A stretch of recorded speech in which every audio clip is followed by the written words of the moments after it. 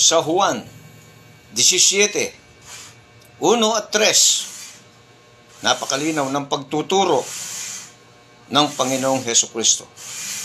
Ang sabi niya, Ama, makilala ka nila na iisang Diyos na tunay. Ang tanong ay ganito, kung totoo na ang Panginoong Hesukristo ay Diyos din na gaya ng sinasabi mo, bakit hindi sinabi ng Panginoong Hesukristo sa pagkakataong iyon?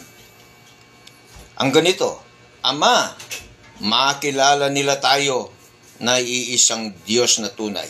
O kaya, Ama, makilala ka nila at ako na iisang Diyos na tunay. Bakit hindi niya sinabi yun? Kung totoo ang iyong paniniwala na ang Panginoong Hesukristo ay Diyos din. Salamat po.